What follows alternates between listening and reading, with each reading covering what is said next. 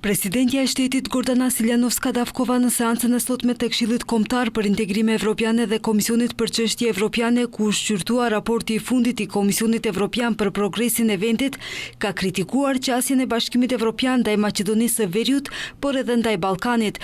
Ajo tha se për të 16-ën herë ky raport nuk flet vetëm për të vlerësuarin, por edhe për vlerësuesin. Sipas saj, BE-ja nuk kishte një strategji të qartë, ishte vonë në Ballkan nuk ishin konsistence në asocimin paqësor dhe madje edhe sot preferojnë standardet të dyfishta.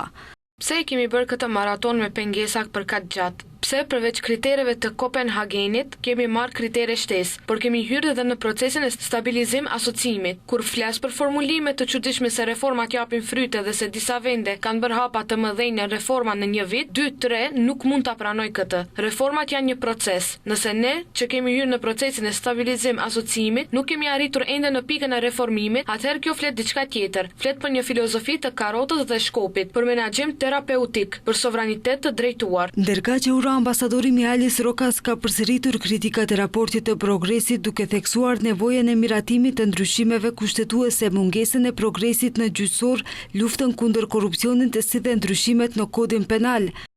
Konsensusi është gjithashtu i nevojshëm për të çuar përpara disa reforma dhe hapa thelbësor, duke përfshirë ndryshimet në kushtetut për të cilat vendi është zotuar si pjesë e integrimit të tij në Bashkimin Evropian.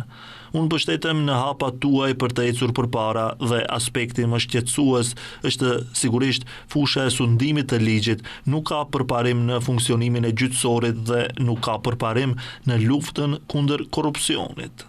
Nga ana tjetër, ministri për çështje evropiane Orhan Murtezani tha se vendi ruan një nivel të qëndrueshëm dhe të mirë gatishmërie në një numër kapitush kyç, por se dinamika e progresit duhet të jetë më energjike, veçanërisht në segmentin e sundimit të ligjit.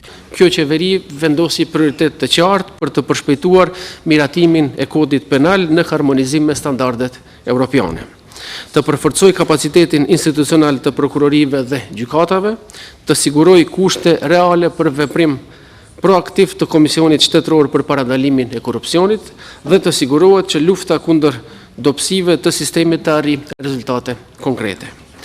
Reformat në gjyqësor nuk janë as përpjekje teknike dhe as politike.